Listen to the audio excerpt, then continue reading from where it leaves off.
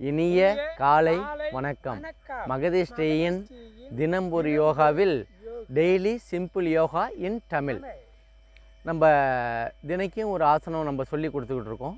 மகதீஷ்டி தினம் ஒரு யோகாவில் டெய்லி ஒரு யோகா, அதனால தான் தினம் ஒரு யோகான்னு பேர். மகதீஷ்டிங்கிறது நேம், ஆனால் நம்ம டெய்லி சிம்பிள் யோகாங்கிறது தினமும் உங்களுக்கு புரியும்படி நீங்கள் செய்யக்கூடியதற்கு தகுதியான சிம்பிளான யோகா மட்டும் நம்ம சொல்லி கொடுத்துட்ருக்கோம். அதனால் இதை தமிழ்லேயே தமிழாக்கம் பண்ணுறதுனால அனைத்து தமிழ் அன்பர்கள் அனைவருமே நல்லா பார்த்து பலனடையலாம், அனைவருமே பார்க்கலாம். நேம் டிரான்ஸ்லேஷனுங்கிறது உங்களுக்கு இங்கிலீஷு ஹிந்தி இதுமாரி இருக்கிறதுனால தமிழில் உங்களுக்கு முழுமையாக உங்களுக்கு புரியும். அதனால தான் நம்ம சொல்கிறோம். இன்றைக்கி செய்யக்கூடிய ஆசனத்தை பேர் திருத உட்கட்டாசனா அப்படின்னு பேருங்க. இந்த திருத உட்கட்டாசனா செய்கிறதுனால என்னென்ன பலன்கள் கிடைக்குங்கிறத நம்ம நிறைய பலன்கள் கிடைக்கும். அதாவது நிறைய பேருக்கு நிறைய பிரச்சனைகள் இருக்குன்னா, யாருக்கு என்னென்ன பிரச்சனைகள் இருக்கோ அந்த பிரச்சனைகளுக்கு வழிவகை செய்யக்கூடிய ஆசனங்கள் தினமும் உங்களுக்கு வந்துக்கிட்டு இருக்குது. அதை நீங்கள் பார்த்து பலனடைஞ்சிங்கன்னா உங்களுக்கு நல்லா தெரியும் என்ன ஆசனத்துக்கு நம்ம இப்போ மலச்சிக்கல் ஏற்படுதா, அதுக்கு என்ன ஆசனம் செஞ்சால் இது நமக்கு நன்வழி ஏற்படுத்தும், நம்ம இந்த ஆசனம் செஞ்சோம்னா நமக்கு எப்படி. அதே போல் இந்த முதுகு மூட்டு வலி, முதுகு தண்டு உடம் இதெல்லாம் சில பேருக்கு வலி ஏற்படும். நேர்மையாக இருக்காது, அதாவது நேராக இருக்காது. முதுகு தண்டு உடம் எப்போதுமே உட்கார்ந்திங்கன்னா நல்லா நேராக உட்காரணும். அப்போ தான் உங்களுக்கு அனைத்து வகையான பிரச்சனைகளையும் தீர்க்கப்படும். இந்த திருத உட்காசனம் நம்ம 2 பாகங்களாக பிரிச்சுக்கிறோம். முதல்ல அதாவது உங்களுக்கு எவ்வளோ தூரம் உட்கார முடியுமோ அந்த அளவுக்கு செஞ்சீங்க. எண்ணிக்கையில் 5 முடிஞ்சால் 5 செஞ்சீங்க, 10 இப்படி தினைக்கும் நீங்கள் செய்ய அந்த எண்ணிக்கையை நம்ம கூட்டிக்கிட்டே போகணும். நம்ம ஒரே நிலையிலே இருக்கக்கூடாது. இன்றைக்கி 5 செஞ்சோம்னா நாளைக்கு 10, நாளைக்கு 15, நாளைக்கு 20, இப்படி நமக்கு ஒரு 20 நிமிஷத்தில் 10 நிமிஷம் ஆசனம், முதல் ஆசனம், ரெண்டாவது அதே நிலையில் ஒரு 10, இந்த மாதிரி 20. இதுக்கு இடையில் மூச்சு சுவாசம் பண்ணுறதுன்னா சும்மா உட்காந்து செய்யக்கூடாது. மூச்சை உணரணும். மூச்சை உணரக்குள்ளே நம்மளுக்கு மூச்சை எப்படி இழுக்கிறோம், எப்படி விடுறோம், நமக்கு அதில் ஏதாச்சும் தங்கு தடை இல்லாமல் இருக்கா, மூச்சு சுவாசம் உங்களுக்கு பிரச்சனை இல்லாமல் இருந்தால் தான் நம்ம அந்த அடுத்த நிலைக்கே நம்ம போக முடியும். இப்போ நம்ம டெய்லி பிபியை பற்றி சொல்லிகிட்டு இருக்கோம். என்ன காரணம்னு பார்த்திங்கன்னா, சர்க்கரையை பற்றி நம்ம சொல்லி முடித்தோம். அடுத்தது பிபியை பற்றி நம்ம சொல்லிக்கிட்டு இருக்கோம். நமக்கு தெரிஞ்ச வரைக்கும் நம்ம சொல்லிக்கிட்டு இருக்கோம். அதை பார்த்து நம்ம பலனடையணும் அப்படிங்கிறத நம்ம இப்போ பத்மாசனம், இப்போ ஆசனங்கள்லாம் நிறையா இருக்குது. இதில் முதல் நிலையாக இப்போ பத்மாசனத்தில் யாராச்சும் உட்காந்து நம்ம உடலை நல்லா வச்சுக்கிட்டிங்கன்னா நீங்கள் அடுத்த நிலைக்கு நீங்கள் போயிட்டே இருப்பீங்க. எந்த ஆசனம் செய்யறதுக்காக இருந்தாலும் பத்மாசனம் தான் முக்கியமானதாக இருக்கும். இந்த பத்மாசனம் தான் எல்லாருமே பத்மம் என்று பேர். என்ன பேருன்னு பார்த்தீங்கன்னா தாமரைன்னு பேர். இந்த பத்மாசனம் செய்யறதுனால தாமரை போல், அதாவது எவ்வளோ தண்ணி அந்த குளத்தில் இருந்தாலும் அந்த தாமரை எப்படி மேலே மிதக்கும், அதே போல் நீங்கள் எவ்வளோ பிரச்சனைகள் உங்கள் உடலில் இருந்தாலும் அதை வெளிப்பாட்டி கொள்ளாமல் உங்களுக்கு தியான நிலையில், அதாவது மனசை லேசாக வச்சுருக்கக்கூடியதான். நம்ம எப்படி என்ன காரணம்னு பார்த்திங்கன்னா, மூழ்காது. தாமரை எப்போதுமே மூழ்காது. அதே போல் நம்மளும் உடல் மூழ்கக்கூடியதில்லை. நம்ம எளிமையாக, அதாவது லேசாக வச்சுக்கலாம். லேசாக இருக்கிறதுனால தானே உங்களுக்கு தாமரை மேலே இருக்குது.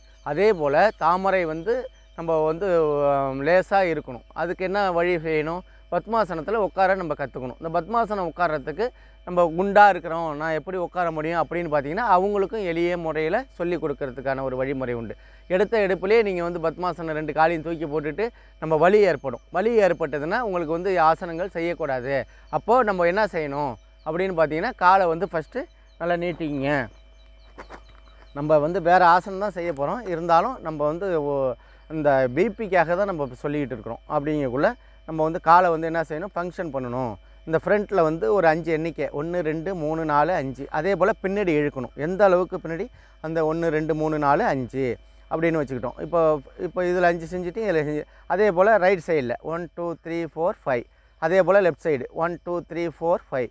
அப்படியே சுழற்சி பண்ணணும். 1 2 3 4 5, 1 2 3 4 5. இப்படி பண்ணிட்டீங்கன்னா உங்களுக்கு அந்த பத்மாசனம் போடுறதுக்கான ஸ்டெப்பு.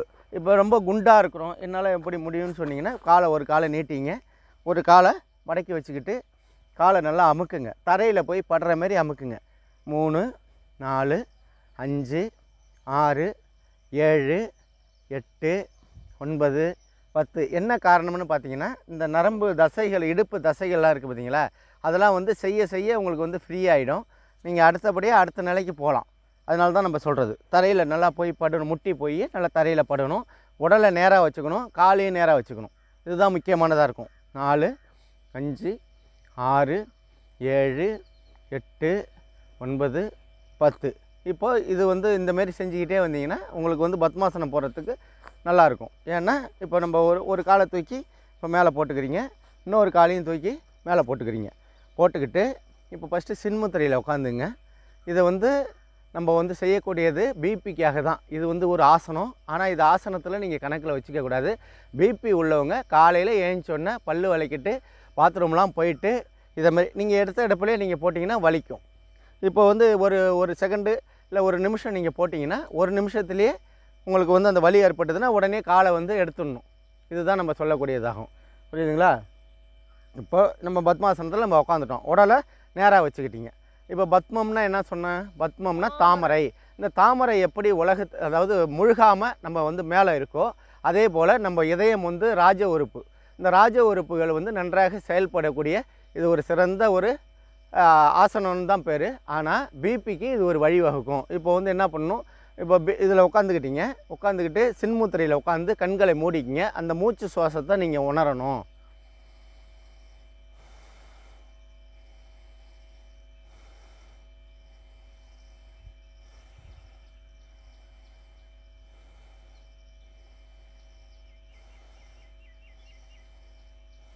குறைஞ்சது ஒரு நிமிஷம்னாச்சும் நம்ம அந்த மூச்சு சுவாசத்தை உணர்ந்து நம்ம எப்படி இருக்கிறோம் அந்த மனநிலையை வச்சுக்கணும். இப்போ இதில் நீங்கள் உட்காந்துருக்கீங்க, உங்களுக்கு வந்து வலி ஏற்பட்டதுன்னா காலை இறக்கி வச்சுடுங்க. மறுபடியும் வந்து இப்போ ஒரு காலை கூட நீங்கள் வச்சுக்கிட்டோம். ஃபஸ்ட்டு நாள் என்ன பண்ணுறீங்கன்னா ஒரு காலை வச்சுக்கிட்டு சாதாரணமாக இருந்துங்க. இதேமாரி வச்சுக்கிட்டு சின்முத்திரையில் இருங்க. இப்படி வந்து நம்ம சொல்லிக் கொடுத்த அந்த ஃபங்க்ஷன் பண்ணிகிட்டே இருந்தீங்கன்னா இடுப்பில் உள்ள தசைகள்லாம் நல்லா விலகி உங்களுக்கு பத்மாசனம் செய்கிறதுக்கு உங்களுக்கு வழிவகை செய்யும். இப்போ காலை போட்டுக்கிட்டீங்க, 2வது காலையும் போட்டுக்கிட்டீங்க. இது வந்து ஒரு வாரத்திலேயே ஒரு 10 நாளில் உங்களுக்கு அது வந்துடும். வந்துச்சுன்னா உங்களுக்கு வந்து கையை என்ன செய்யணுன்னா இப்போ தியான முத்திரைக்கு போகணும். இப்போ தியானம் பண்ணணும் அப்படின்னு பார்த்தீங்கன்னா உங்களுக்கு வந்து அந்த ப்ரெஷரை வந்து குறைக்கக்கூடியதாகும்.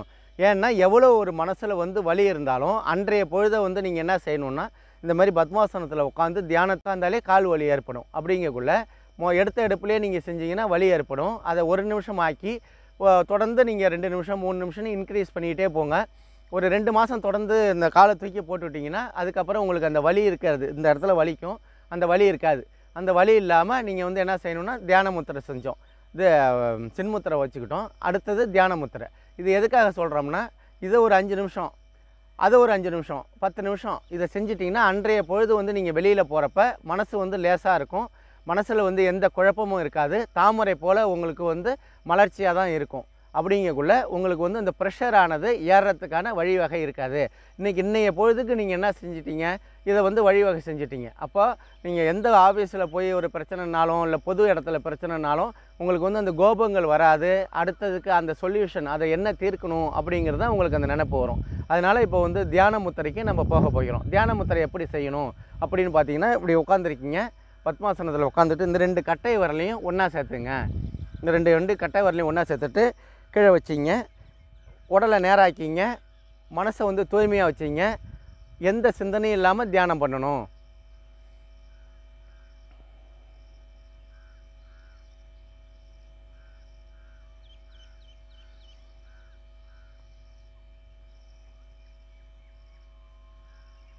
இப்படி நம்ம இது வந்து டைமிங் இல்லாததுனால நான் உடனே எடுத்துட்டேன். இதை வந்து ஒரு 5 நிமிஷம்னாச்சும் இந்த நிலையில் நீங்கள் உட்காந்துருக்கணும். கையை கட்டை விரலை மட்டும் ஒன்று சேர்த்துக்கிட்டு கையை கோத்துக்குங்க. கோத்துக்கிட்டு காலில் வந்து இப்படி வச்சுக்கிட்டு உடலை நேராக வச்சிங்க. கண்களை மூடிக்கணும். மூச்சு சுவாசத்தை கவனிக்கணும். அந்த உங்களோட மனநிலையை வந்து இறைவனிடத்தை செலுத்துவீங்களோ இல்லை வந்து உங்களோட பிரச்சனைகளை தீர்க்கறதுக்கான எதுவாக இருந்தாலும் அது வந்து சரியாயிடும். அன்றைய பொழுது உங்களுக்கு எளிமையாக எந்த விதமான பிரச்சனையும் இருக்காது. ப்ரெஷர் ஏறாது, இறங்கும். இதுதான் வந்து தியான முத்திரம். இந்த பத்மம்னா தாமரை. ஆமாம், 2 கையும் கட்டை விரலை மட்டும் சேர்த்துக்கணும். கையை கோத்துக்கணும். கையை கோத்துக்கிட்டு கட்டை விரலை மட்டும் சேர்த்துக்கணும். சேர்த்துக்கிட்டு இப்படி வச்சுக்க வேண்டியது தான். இதோருக்கு பாருங்கள், அதே நிலை தான். வச்சுக்கிட்டு இப்படி உட்காந்துருந்தீங்கன்னா கண்களை மூடிக்கணும், தியானம் பண்ணணும். இது வந்து பத்மாசனத்தில் உட்காந்துருக்கணும். இதை முடியாதவங்க சுகாசனத்தில் உட்காந்து சாதாரணமாக செய்யலாம். அடுத்தது வந்து ஒரு காலை போட்டுக்கிட்டு ஒரு காலை தூக்கி வச்சுக்கலாம். அதுக்கு அடுத்த நிலையில் இந்த மாதிரி போட்டுக்கிட்டு இந்த உடலை வந்து ஒரே நேராக இருக்கணும். ஏன்னா இந்த முதுகு தண்டுவடம் வந்து கொஞ்சம் கூட வளையக்கூடாது. அப்படி வளையாமல் இருந்தால் தான் உங்களுக்கு வந்து இந்த உணவு பாதையில் வந்து கழிவு பாதைன்னு இருக்கும். உணவு பாதைக்கு நம்ம செல்லக்கூடிய உணவு நல்லா நன்றாக வேலை செய்து கழிவு பாதைக்கு வந்து அது வேலையை செய்ய ஆரம்பிச்சிடும். இந்த கழிவு பாதைக்கு போகிறது, கழிவு பாதைக்கு போகும், முதுகு தண்டு வடம் தசைகள் மூட்டுகள்லாம் இருக்குது பார்த்தீங்களா, அதெல்லாம் நன்றாக செயல்படக்கூடும். இதுமாரி இருந்தீங்கன்னா உங்களுக்கு வந்து ப்ரெஷர் இருக்காது. நீங்கள் வேணால் செக் பண்ணிக்கலாம். செக் பண்ணிவிட்டு டெய்லி நீங்கள் இந்தமாரி தியானத்தில் இருந்து இந்த ஏதாச்சும் ஒரு சின்முத்திரை, தியான முத்திரை இதுமாரி இருந்து நீங்கள் உட்காந்துருந்தீங்கன்னா உங்களுக்கு வந்து இந்த ப்ரெஷர் குறையிறதுக்கு நிறைய வழிகள் இருக்குது. மொத்தம் வந்து ஒரு 100 முறைகள் இருக்குது. எவ்வளோ உயர் ரத்த அழுத்தம் இருந்தாலும் அதை சரி செய்யக்கூடியதான் இந்த தியானங்கள். இதை வந்து முத்திரைகள், இதை வந்து நன்றாக கவனித்து செய்யணும் அப்படின்னு நீங்கள் ஆசைப்பட்டீங்கன்னா நீங்கள் வந்து சப்ஸ்கிரைப் பண்ணிங்க. மகதீஷ் ஸ்ரீ தினம்பொரு யோகா, டெய்லி சிம்பிள் யோகா இன் தமிழ் ஆல், அதாவது உலகம் முச்சிடும், ஆல் வேர்ல்டு மகதீஷ் ஸ்ரீ தினம்பொரு யோகா. அதனால் நீங்கள் பார்த்து பலனடையணும்னு சொல்கிறோம். இப்போ தான் நம்ம வந்து ஆசனத்துக்கு நம்ம போக போகிறோம். இது வரைக்கும் உங்களுக்கு இந்த பத்மாசனத்தில் ப்ரெஷருக்கு தான் நம்ம சொல்லி கொடுத்தோம். இதை நீங்கள் ஆசனத்தில் கணக்கில் வச்சுக்கக்கூடாது, சரிங்களா? இப்போது அடுத்தபடியாக பார்த்திங்கன்னா த்ரூ த உட்கட்டாசனா செய்கிறதுனால என்னன்னா அதிகமான பலன்கள் கிடைக்கும். சாதாரணமாக உட்கட்டாசனங்கிறது அதிக பலன். அதாவது ஒருத்தவங்க வந்து ஒரு உட்கட்டாசனம் செஞ்சிட்டாங்கன்னா ஒரு 4 கிலோமீட்டர் அவங்க நடந்து போயிட்டு வந்ததுக்கான சமமாகும். அந்த அளவுக்கு கால்கள் வலிமை பெறும். இந்த நீரிழிவு நோயை தடுக்கக்கூடியதாகும் இந்த உட்கட்டாசனம். அதே போல் திருத உட்கட்டாசனம் என்ன செய்யணும்னா நீரிழிவு நோய்க்கையும் போக்கும், ப்ரெஷரையும் குறைக்கும். இன்னொரு விஷயம் வந்து இருக்குது, மலச்சிக்கலைகளையும் உங்களுக்கு தீர்க்கக்கூடியதாகும் இந்த திருத உட்கட்டாசனம். இப்போ நம்ம வந்து பயிற்சி அதுக்கப்புறமேலுக்கு ஆசனத்துக்கு நம்ம போக போகிறோம். காலை வந்து இப்படி வச்சுக்கிங்க, வச்சுக்கிட்டு உட்காந்து அப்படி சும்மா ரொம்ப நாய் வேண்டாம், ஒரு 5 நட செய்யுங்க. வேண்டாம், சும்மா அப்படியே இருக்கட்டும். எதுக்காகனா நம்ம ஃபங்க்ஷனில் இருந்தால் தான் நம்ம வந்து இப்போ இந்த 2 காலையும் சேர்த்துக்கணும். நல்லா பறிஞ்சிங்க, 2 காலையும் சேர்த்துக்கிட்டு உடலை வந்து நேராக வச்சுக்கணும்.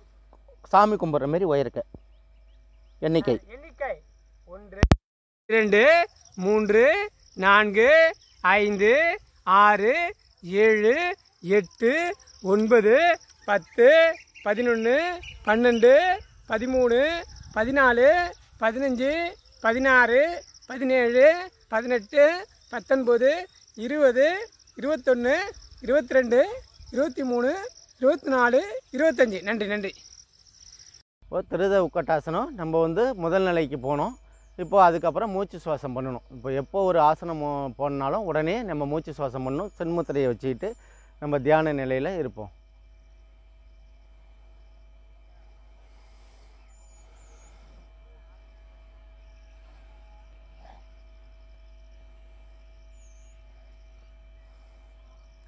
குறைச்சலாக ஒரு 10 வினாடினாச்சும் நம்ம வந்து அந்த மூச்சு சுவாசம் பண்ணால் தான் நம்ம ஆசனம் செஞ்சதுக்கான வழிகள் இல்லாமலும் நம்ம மூச்சு சுவாசத்தை உணரக்கூடியதாகவும் ஒரு நிலை வந்து உங்களுக்கு வந்து மனசை வந்து சுத்தமாக தூய்மையாக வச்சுக்கணும். என்ன செஞ்சோம், மூச்சு சுவாசங்கிறது சாதாரண விஷயம் இல்லை. நம்ம உடலை வந்து நேராக வச்சுக்கிட்டு மூச்சு சுவாசம் பண்ணோம்னா அந்த உணரலாம், அந்த சுவாசத்தை வந்து நம்ம உணரணும். இதுதான் ரொம்ப முக்கியமான இருக்கும். நம்ம இந்த திருத உட்கட்டாசனம் செஞ்சோம்னா என்னென்ன பலன்கள் கிடைக்கும்னு பார்த்தீங்கன்னா நான் தான் சொல்லியிருக்கேன். உங்களுக்கு வந்து உட்கட்டாசனம் செஞ்சோம்னா ஒரு 4 கிலோமீட்டர் நடந்து போயிட்டு வர அளவுக்கு இருக்கும்.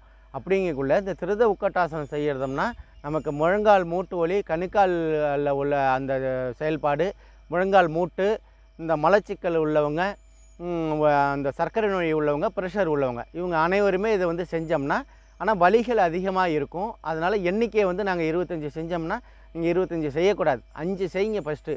அந்த 5 செய்யறதுக்கே உங்களுக்கு வலி ஏற்படும். அந்த 10 15ங்கிறது நம்ம வந்து ஒரு 2 மாதம் கழித்து தான் நம்ம வந்து அதை செய்ய ஆரம்பிக்கணும். அதனால தான் நம்ம சொல்ல வரோம். ஏன்னா இது வந்து வலி ஏற்பட்டு நம்ம ஒரு ஆசனம் செய்யக்கூடாது நம்ம அன்னையிலேருந்து இன்றைக்கி வரைக்கும். ஏன்னா உடலில் உள்ள உள் உறுப்புகள் எந்த விதமான நோவாமல், அதாவது வலி இல்லாமல் நம்ம செஞ்சால் தான் இந்த ஆசனத்துக்கான பலன்கள் முழுமையாக நமக்கு கிடைக்க போகிறோம். அதனால தான் இந்த திருத உட்கட்டாசனா 2ஆம் நிலைக்கு நம்ம போக போகிறோம். 2ஆம் நிலைக்கு போகிறதுக்கு முன்னாடி நம்ம வந்து உடலை வந்து ஃபங்க்ஷன் பண்ணிப்போம். காலை வந்து ரொம்ப உயர்க்க கூட வேண்டியில்லை, இப்படியே வச்சுங்க. இப்படி பண்ணிங்கன்னா உங்களுக்கு வந்து இது நல்லாயிருக்கும். காலை மட்டும் சேர்த்துங்க, 2 காலையும் சேர்த்துக்கணும். சேர்த்துக்கிட்டு கையை வந்து நல்லா சாமி கும்பிட்ற மாதிரி உயருக்கு நல்லா தூக்கிங்க. எண்ணிக்கை 1 2 3 4 6 7 8 9 10 11 12 13 14 15 16 17 18 19 20 21 22 23 24 25. நன்றி ஜேக்கையா.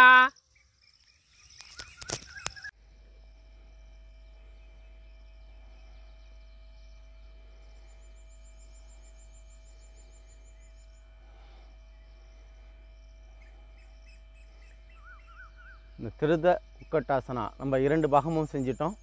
எண்ணிக்கை வந்து 25 சமமாக பிரித்து செஞ்சுருக்கோம். நீங்கள் முதல் நாள் செய்யக்குள்ள ஒரு 5 எண்ணிக்கை மட்டும்தான் செய்யணும். ஏன்னா ஆசனம் வந்து கொஞ்சம் வலி ஏற்படுத்தப்படக்கூடியதாக இருக்கும். உட்கார்ந்த நிலையில் செய்கிறது. இது வந்து நிறைய பேர் இந்த உட்கார்ந்து வேலை செய்கிறாங்க பாருங்கள், அவங்க வந்து இந்த ஆசனத்தை வந்து செஞ்சு பழகிக்கணும். எப்படின்னு பார்த்தீங்கன்னா, உட்கார்ந்த நிலையிலே இப்போ இந்த ஆசாரியெல்லாம் பார்த்தீங்கன்னா உட்கார்ந்த நிலையில் தான் வேலை செய்யணும், நின்றுட்டு செய்ய முடியாது. அப்போது அவங்க இந்த ஜவுளி கடையெல்லாம் இந்த தரையில் உட்காந்துருக்கிறவங்க, இப்படி நிறைய விஷயங்கள் இருக்குது. யார் யார் கீழே உட்காந்து இப்போ காய்கறியை வெட்டுவாங்க, நின்று நிலையில் வெட்ட மாட்டாங்க, உட்காந்து வெட்டுவாங்க. இப்படி பெண்களுக்கெல்லாம் அதிகமான செய்யக்கூடிய இது ஆசனமாகும். அவங்க வந்து நல்ல இப்போ ஜாமான் இப்போ வீட்டில் பாத்திரம் தேய்க்கணும், அப்போது உட்காந்து நம்ம அந்த பாத்திரத்தை தேய்க்கணும். அப்போ அவங்களுக்குலாம் இந்த ஆசனம் செஞ்சிங்கன்னா உங்களுக்கு வந்து அந்த வலி ஏற்படாமல் இருக்கக்கூடும். இதுதான் நம்ம சொல்ல வர வைக்கும். இப்போ இந்த முதுகு மற்றும் கால் தசைகள் வலுப்படுத்தப்படுகின்றன. இது செய்கிறதுனால என்ன பலன்கள்னு பார்த்தீங்கன்னா, நல்லா பாருங்கள். முதுகு மற்றும் காலில் உள்ள தசைகள் நன்றாக வலுப்படுத்தப்படுகிறது. அதே போல் தினமும் இதை வந்து நீங்கள் செஞ்சுக்கிட்டே வந்தீங்கன்னா சாட்டிகான்னு இந்த சிப்பி விலகல் இருக்கும் பார்த்தீங்களா, இந்த போன்ற வியாதிகளை வந்து இது வந்து போக்கக்கூடியதாகும். தினைக்கும் செய்யணும். தினைக்கும் செஞ்சுக்கிட்டே வந்தீங்கன்னா சாட்டிகா, சிப்பி விலகல் இதெல்லாம் வந்து போக்கக்கூடிய ஆசனமாகும். அதே போல் முதுகு வலி வந்து பார்த்தீங்கன்னா, முதுகு வலி வந்து நன்றாக நீக்கப்படுகிறது. அதை தான் சொல்கிறேன், இந்த முதுகு வலி நீக்கப்படுகிறது. தினைக்கும் செய்யணும். அது செஞ்சால் தான் உங்களுக்கு அந்த முதுகு வலியிலேருந்து நீங்கள் விடுபடுவீங்க. அதிக நேரம் உட்காந்து வேலை செய்கிறவங்களுக்கு இதை தினைக்கும் செஞ்சுக்கிட்டே வந்தீங்கன்னா உங்களுக்கு அந்த சிரமம் இருக்காது. புரியுதுங்களா? அதே போல் கணுக்கால்கள், கணுக்கால், முழங்கால், தொடைப்பகுதி, குதிக்கால் தசைகள், நார்கள் நன்றாக நெகிழ்ச்சி அடையும். நல்லா கவனிச்சிங்க. குதிக்கால், இந்த கணுக்கால், முழங்கால், கணுக்கால், இந்த பகுதி தொடைப்பகுதி, இந்த தொடைப்பகுதி, குதிக்கால் தசை நார்கள் வந்து நன்றாக உங்களுக்கு வந்து நெகிழ்ச்சி அடையும். அதுதான் இந்த ஆசனத்தோட முக்கியமான இது பாயிண்ட். புரியுதுங்களா? அதனால் தினைக்கும் இது செஞ்சுட்டு வாங்க. இது வந்து பார்த்திங்கன்னா ஒரு ஐயப்பா ஆசனம் செய்கிறதுக்கான சமமாக இருக்கும். இப்போ மேலே கையை தூக்குறோம். ஐயப்பா ஆசனம் வந்து ஐயப்பா எப்படி உட்காந்துருப்பார், இதே நிலையில் தான் உட்காந்துருப்பார். கால்களை லேசாக பிரிச்சிருப்பார், கைகளை வந்து சின்முத்திரையில் வச்சுருப்பார். அப்படிங்கக்குள்ள இது வந்து பார்த்திங்கன்னா வேறு நிலைக்கு போகும். இது வந்து வேறு நிலைக்கு போகும். இதோட பலன்கள்னு பார்த்திங்கன்னா மலச்சிக்கல்கள், இடுப்பு மூட்டு தசை பிடிப்புகள், இந்த மூட்டு வலி, அந்த இடுப்பு சம்பந்தப்பட்ட அனைத்து பிரச்சனைகளையும் தீர்க்கக்கூடியதாகும். கால் தொடைப்பகுதி, கணுக்கால் பகுதி இதெல்லாம் வந்து நன்றாக செயல்படும். அதே போல் தசைகள் உள்ள நார்கள் நன்றாக உங்களுக்கு நெகிழ்ச்சி அடையும். இதுதான் நம்ம சொல்ல போகிற இந்த துர்தா உக்கட்டாசனம் செஞ்சிங்கன்னா இவ்வளோ பலன்கள் கிடைக்கும். ப்ரெஷருக்கும் அதான் சொல்கிறேன், இந்த நடக்கிறதுங்கிறது உக்கட்டாசனத்தில் வந்து செஞ்சிட்டிங்கன்னா 4 கிலோமீட்டர் நீங்கள் நடந்ததுக்கு சமமாகும். நீங்கள் உட்கார்ந்த இடத்துலையே ஒரு 5 நிமிஷத்துலேயே அந்த 4 கிலோமீட்டர் நீங்கள் போயிட்டு வந்துடுறீங்க. ஏன்னா அந்த அளவுக்கு பவர்ஃபுல்லானது இந்த உக்கட்டாசனங்கிறது. இந்த திருத உக்கட்டாசனம் இது வேறு நிலை. அதனால் 2த்துக்கும் போட்டு குழப்பிக்கக்கூடாது. மகதிஷ்டி தினம் ஒரு யோகாவை பார்த்து பலனடையுங்கள். நாளை மீண்டும் நல்ல ஆசனத்துடன் உங்களை சந்திக்கும் வரை உங்களிடமிருந்து விடைபெறுவது மகதிஷ்டி தினம் ஒரு யோகாவின் ஜே.கே. நன்றி, வணக்கம்.